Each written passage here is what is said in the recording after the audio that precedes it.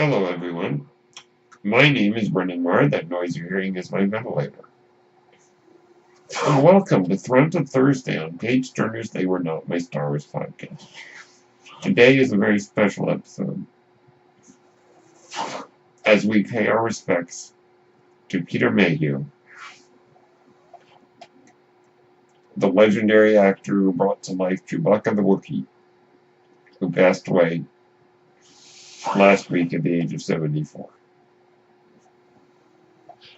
So today I thought, to honor our friend Peter Mayhew, let's give special tribute to the character of Chewbacca. The mighty Chewbacca, as he's referred to by Jabba the Hutt. Peter Mayhew played Chewbacca for 38 years, from 1977 to 2015.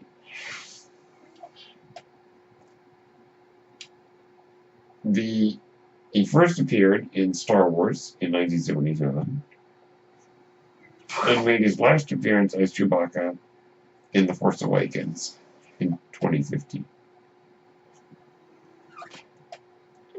After that, he retired, and since then, Chewbacca has been brought to life by Finnish basketball player Joonas Suotamo, who, by the way, does a wonderful job as Chewbacca. Now, Joonas first stepped in to play Chewbacca in The Force Awakens. Peter Mayhew played Chewbacca in quite a few scenes in The Force Awakens. But a lot of the more physical moments were performed by Joonas Suotamo, whose name I'm probably butchering, by the way. So, but what is it about this Wookiee, this character, this giant dog, basically, that makes us all fall in love with him and be the favorite character of a lot of fans? Well, I think because he is like a dog, there is that sense of man's best friend, as they say. In many ways, he is like a dog. He's very loyal. He's very lovable. And he's willing to follow his friends around wherever they go. He has kind of the connection that a loyal dog might have to its master. We know that Chewbacca swore a life debt to Han Solo. He's very loyal. Now, if I may detour just briefly, some people were a little dismayed that we didn't see him pledge the life debt to Han Solo in Solo: A Star Wars Story. I'm not bothered by this because I think it's more important to establish their friendship than say, oh, well, Chewie's just following Han around because he's his slave, basically. I don't think that would have felt right. And maybe he did. We don't know if he pledged his life debt during the events of Solo, or after the events of Solo, or even if he never actually said it formally. It may be more of something that he did that didn't require him to say, oh, by the way, I'm pledging a life debt to you. But going back to Chewbacca, it's that loyalty, I think, that makes us all connect with him. Or at least it makes me connect with the character. He is protective. He protects Han Solo. But he's also very protective of the people that Han Solo spends his time with. You know, after Han Solo went into the carbon freeze, Han had told Chewie that he needed to take care of Princess Leia. And he was going to do that to a T. He was very protective of the princess after that. And also later, after Han Solo's death, it seems that Chewbacca becomes very loyal to Rey And so we see that not only is Chewie attached to Han, but he is attached to those who Han is connected with. Chewbacca has a lot of love for Luke Skywalker, as we see in that big hug that he gives Luke right before the Battle of Hoth.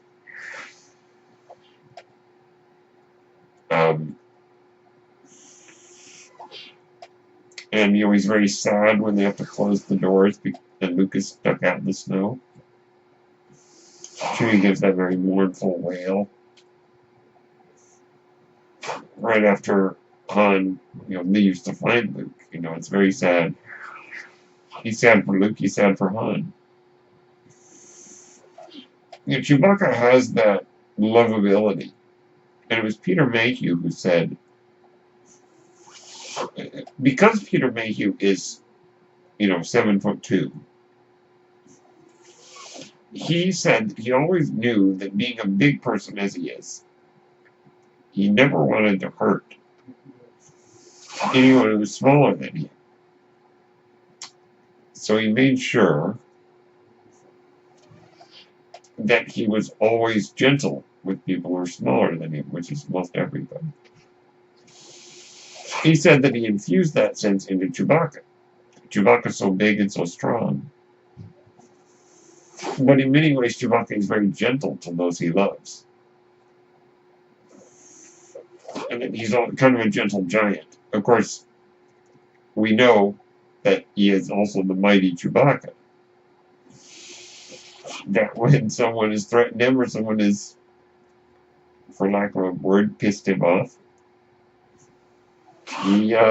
he's gonna go crazy on him. And we see him do that. We did learn that he's pulled people's arms out of their sockets when they lose, which is a sight we did not get to witness until Solo: A Star Wars Story, when he literally tore the arms out of somebody.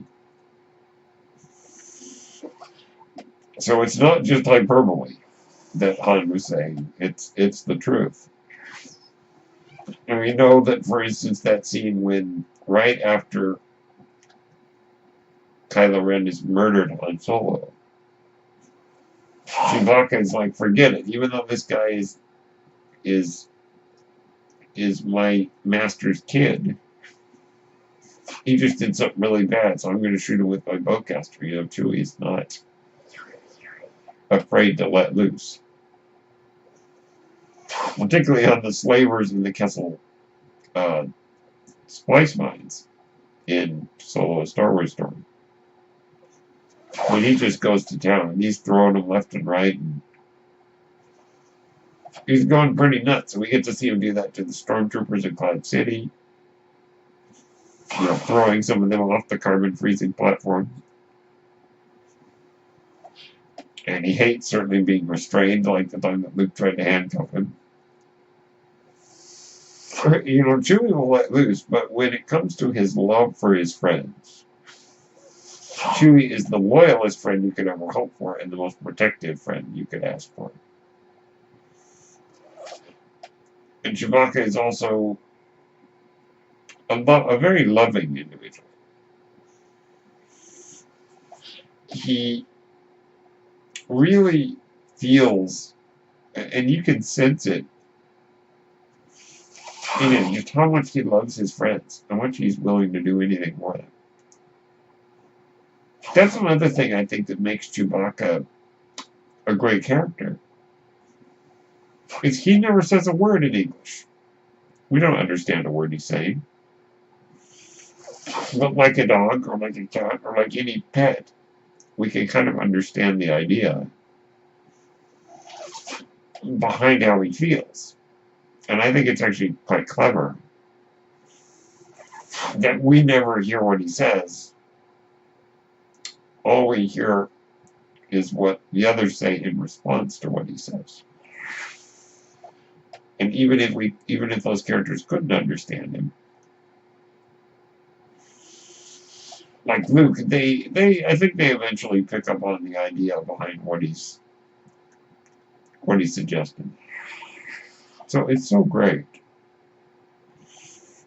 in Star Wars, they have an entire catalog of characters who never speak a word of English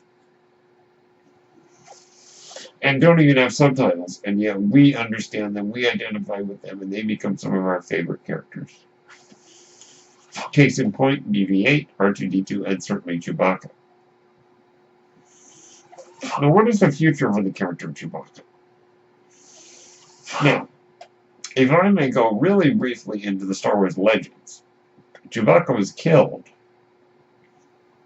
in the first book in the New Jedi Order series, called Vector Prime, which came out in 2000. Chewbacca was crushed by a moon.